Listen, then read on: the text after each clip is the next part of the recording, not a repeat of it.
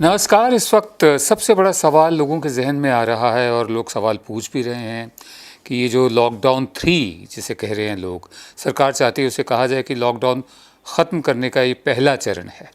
तो सबसे बड़ा सवाल ये उठ रहा है कि जब 17 मई को ये लॉकडाउन ख़त्म होगा उसके बाद क्या होगा? सरकार के पास कोई प्लान है क्या, या फिर लॉकडाउन बढ़ा दिया जाएगा? दूसरे, इस लॉकडाउन से अभी तक हासिल क्या हुआ है? 40 दिन के लॉकडाउन में अर्थव्यवस्था पटरी से उतर गई है, जो पहले ही उतरी हुई थी नोटबंदी की वजह से, और बहुत नुकसान पहुंचा है। बहुत सारे लोगों ने अपनी नौकरियां खोई हैं, करोड़ों लोगों ने अपनी नौकरियां खोई हैं, बिजनेसेस बंद हुए हैं पिछले 40 दिनों में। अब अगर आप लॉकडाउन उठाते हैं तो सोशल डिस्टेंसिंग को लोग फॉलो नहीं कर रहे हैं, ठीक है? तो आपके सामने दो फ्रंट की लड़ाई है। तो 17 मई के बाद क्या करेंगे? क्या लॉकडाउन जारी रखेंगे, ये जानते हुए भी कि कोरोना वायरस से लोगों के मरने वाले लोगों की तादाद बढ़ती जा रही है, संक्रमित लोगों की तादाद बढ़ती जा रही है? तो लॉकडाउन से हासिल क्या हुआ? क्या उसमें रुकावट आई थी कोई? हमें तो रुकावट आई नहीं दिखी, उल्टे अर्थव्यवस्था अलग से कमज़ोर हो गई। तो ऐसे में ये सवाल जायज़ है कि 17 मई के बाद क्या लॉकडाउन उठेगा, या चरणबद्ध तरीके से फेजेज़ में थोड़ी सी और रियायतें दी जाएंगी? इकोनॉमिक एक्टिविटी शुरू करना बहुत ज़रूरी है। इस वक्त हालत ख़राब है, लोगों की हालत खस्ता है। तो कांग्रेस प्रेसिडेंट है सोनिया गांधी और उनके चीफ मिनिस्टर्स, उन्होंने यही पूछा है। सोनिया गांधी ने पूछा है, after May 17 what and after May 17 how? 17 मई के बाद क्या क्या करेंगे आप? हमें प्लान बताइए अपना। और 17 मई के बाद जो भी आपने करेंगे, कैसे करेंगे आप? दिक्कत ये है कि जो कांग्रेस के स्टेट्स हैं, जहां कांग्रेस के मुख्यमंत्री हैं, कांग्रेस की सरकारें हैं, वो चाहते हैं कि सरकार एक तरफा फैसला मत ले, जैसे पहले लिए हैं। लॉकडाउन लागू करने का फैसला किसी मुख्यमंत्री से सलाह नहीं ली गई, 4 घंटे के नोटिस पे लॉकडाउन कर दिया गया। उसके बाद जो जोन्स में बांटा गया, green zone, orange zone, red zone, इसमें भी किसी मुख्यमंत्री से सलाह नहीं ली गई, एक तरफा फैसला लिया गया। अब वो पूछ रहे हैं कि 17 मई के बाद क्या करने का इरादा आपका, क्योंकि आपने तो हमारे गले में डाल दिया, फैसले करके जिम्मेदारी हमारे गले में डाल दी, तो हमें भी तैयारी करनी है कि कैसे होगा।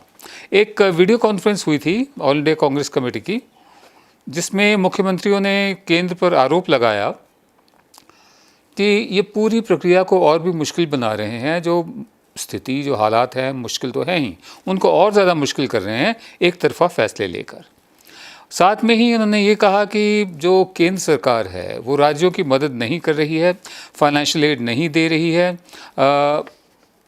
एक बड़ा ही सख्त लफ्ज़ इस्तेमाल किया,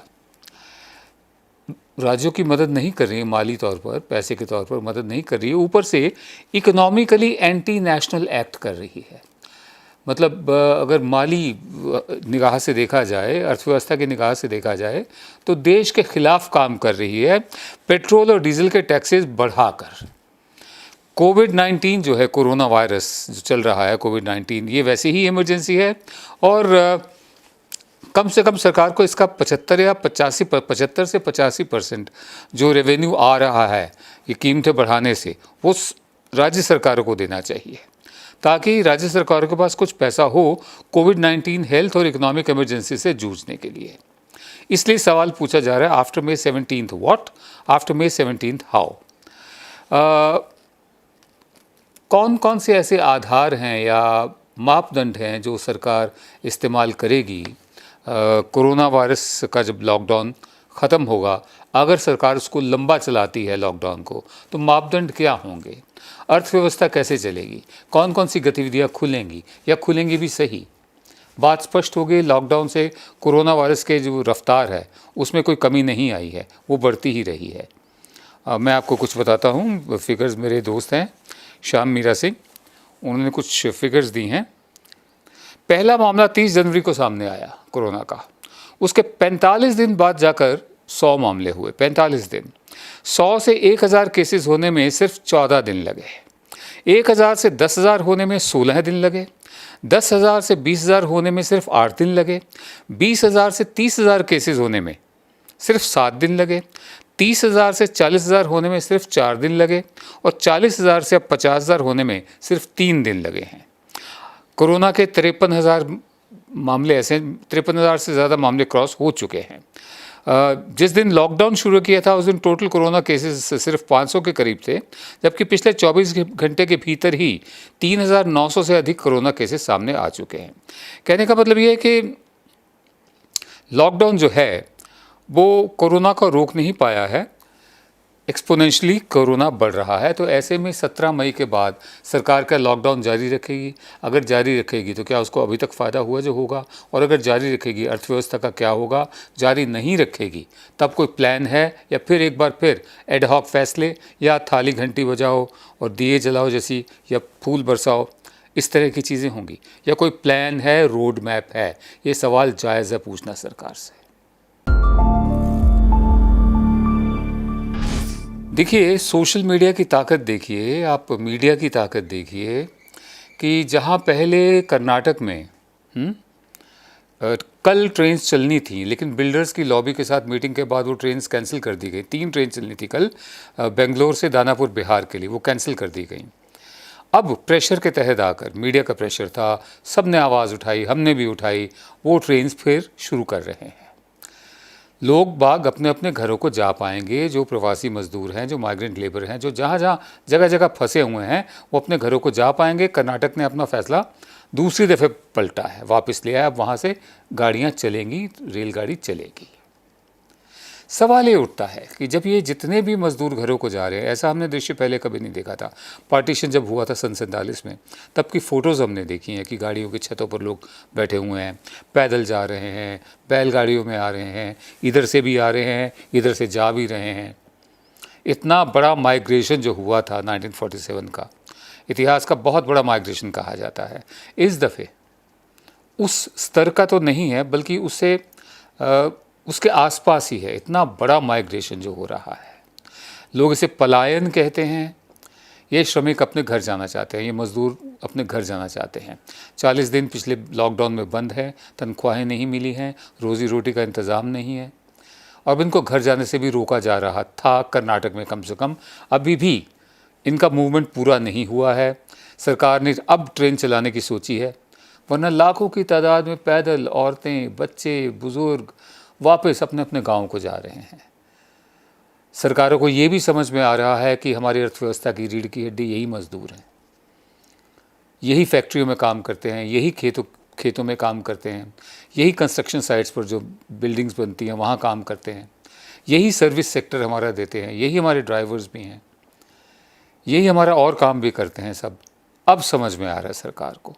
पंजाब में चिंता हो रही है, बुआई का मौसम है, धान की बुआई कौन करेगा? लेबर नहीं है। कर्नाटक में चिंता हो रही है, कंस्ट्रक्शन एक्टिविटी कैसे शुरू होगी। इसी तरह गुजरात में, सूरत में बहुत बुरा हाल हुआ, आमना सामना हो गया बहुत बड़ी तादाद में मज़दूरों का जो घर वापस जाना चाहते हैं। उन्होंने देख लिया कि शहरों ने उनका साथ नहीं दिया है। जब घर वापस जाएंगे तो वहाँ जाकर क्या करेंगे? नाले की गैस से पकौड़े तलकर चाय बेचेंगे? हाँ, अगर हर कोई नाले की गैस से पकौड़े तलकर बेचेगा और चाय बेचेगा तो उनको खरीदेगा कौन? परचेजिंग पावर है क्या? ले देकर एक ही रास्ता बचता है, मनरेगा। मनरेगा एक ऐसी स्कीम है जिसका प्रधान सेवक ने बहुत मजाक उड़ाया था। प्रधान सेवक ने ये यहाँ तक कहा था, मैं आपको बताता हूँ, मेरे दोस्त हैं ये श्याम मीरा सिंह, इन्होंने फेसबुक पर लिखा है, मनरेगा पर प्रधान सेवक ने कहा था, मेरे प्यारे देशवासियों, कांग्रेस ने आपको बुढ़ापे में घास खोदने के काम पर लगा दिया है। अब ज़रा सुनिए, संसद में प्रधान सेवक ने मनरेगा को लेकर क्या कहा था, कांग्रेस और यूपीए सरकार की सबसे बड़ी विफलता बताया था। अब वही विफलता इकलौता सहारा बन रही है। पहले सुनिए।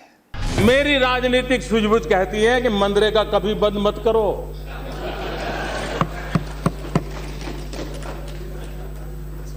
मैं ऐसी गलती नहीं कर सकता हूं, क्योंकि मनरेगा आपकी विफलताओं का जीता जागता स्मारक है। आजादी के 60 साल के बाद आपको लोगों को गड्ढे खोदने के लिए भेजना पड़ा। ये आपकी विफलताओं का स्मारक है और मैं गाजे बाजे के साथ इस स्मारक का ढोल पीटता रहूंगा। दुनिया को बताऊंगा कि ये गड्ढे तुम खोद रहे हो उन 60 साल के पापों का परिणाम है। इसलिए मेरी राजनीतिक सूझबूझ पर आप शक मत कीजिए। मनरेगा रहेगा, आन बान शान के साथ रहेगा और गाजे बाजे के साथ दुनिया में बताया जाएगा। हाँ, एक और बात जरूर हो, क्योंकि मैं देश हित के लिए जीता हूं, देश हित के लिए जीना चाहता हूं और इसलिए इसमें से देश का अधिक भला कैसे हो, उन गरीबों का भला कैसे हो, उसमें जो कुछ भी आवश्यक जोड़ना पड़ेगा, निकालना तो कुछ नहीं है, आप चिंता मत कीजिए जी। जो जोड़ना पड़ेगा जोड़ेंगे, जो ताकत देनी पड़ेगी हम देंगे, क्योंकि हम मानते हैं कि लोगों को पता चले। भाई आपने सुना प्रधान सेवक ने क्या कहा। वही मनरेगा आज अकेले ही पूरे देश की रूरल इकोनॉमी को संभाल रही है। सुशील मोदी जो उप मुख्यमंत्री हैं बिहार के, जो बीजेपी के हैं, वो कह रहे हैं कि हम मनरेगा के तहत मजदूरों को काम दे रहे हैं। मजदूरों के लिए मनरेगा में दिनों की संख्या बढ़ाकर उनकी मदद कर रहे हैं। ऐसे ही शिवराज सिंह चौहान मनरेगा के बल पर मजदूरों की जान बचाने का दावा कर रहे हैं। आज जबकि लोगों के पास खाने के लिए पैसे नहीं है, रहने के लिए पैसे नहीं है, तब मनरेगा में निकला पसीना ही लोगों की थाली में रोटी बनकर पहुंच रहा है। शहर और कस्बों में रहने वाली मिडिल क्लास मनरेगा की कीमत नहीं समझ सकती। गांव में पाई पाई के लिए दम निचोड़ देने वाले मजदूरों, किसानों के लिए मनरेगा 2 वक्त के निवाले का नाम है। अब जबकि 5 ट्रिलियन इकोनॉमी वाला गुब्बारा फूट चुका है, 5 ट्रिलियन की इकोनॉमी वाला गुब्बारा फूट चुका है और मनरेगा ही काम आ रही है, तब कायदे से सरकार को और ख़ासकर हम तो कहेंगे अपना बड़प्पन दिखाते हुए प्रधान सेवक को इस देश के मजदूरों से माफ़ी मांगनी चाहिए और पिछली सरकार का धन्यवाद करना चाहिए, जिसकी ज़मीन से जुड़ी एक नीति ने इस मुसीबत के वक्त में देश की ग्रामीण अर्थव्यवस्था के लिए रीढ़ की हड्डी का काम किया है। अब देखना बाकी है कि मनरेगा के लिए कितना पैसा राज्यों को दिया जाता है, कोरोना से लड़ने के लिए कितना पैसा राज्यों को दिया जाता है। हमें इंतज़ार है एक पैकेज का। 3 तरह के पैकेज, 2 तरह के तो मांगे ही जा रहे हैं। इंडस्ट्री चाहती है कि स्टिमुलस पैकेज दिया जाए, प्रोत्साहन पैकेज। जो अर्थशास्त्री वो कहते हैं कि लॉन्ग टर्म रिवाइवल पैकेज बनाया जाए, जिसमें जीडीपी का 1% नहीं उससे ज़्यादा हो। 5 लाख से 16 लाख करोड़ तक का एक फिगर है जो कहा जा रहा है कि अर्थव्यवस्था को वापस पटरी पर लाने के लिए इतने पैसे की ज़रूरत होगी। तुरंत जो है फर्स्ट एड जिसे बोलते हैं, वो एक सर्वाइवल पैकेज की ज़रूरत है, जिसमें मज़दूर के अकाउंट में पैसे पहुँचे, कम से कम 10,000 रुपये पहुँचे या 5,000 पहुँचे, 6,000 पहुँचे। दूसरे, उसको खाना मिले राशन के ज़रिए, पीडीएस के ज़रिए, टारगेटेड पीडीएस हो कि जो डिज़र्विंग है उनके तक खाना पहुँचे। और तीसरे, हमारी जो चरमराई हुई स्वास्थ्य सेवाएं हैं वही काम आ रही हैं इस वक्त।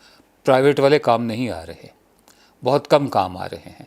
जो चरमराई हुई स्वास्थ्य सेवाएं, सरकारी अस्पतालों का जाल जो बहुत पहले बिछ चुका था, उसको रैंप अप करने की ज़रूरत है, उसको मजबूत करने की ज़रूरत है, उसको आधुनिक बनाने की ज़रूरत है।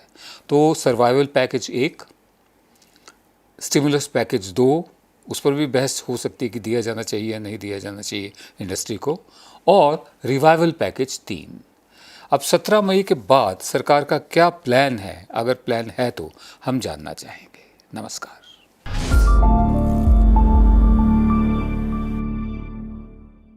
अब खबरें पाइए सबसे पहले हमारे मोबाइल न्यूज एप्लीकेशन पर।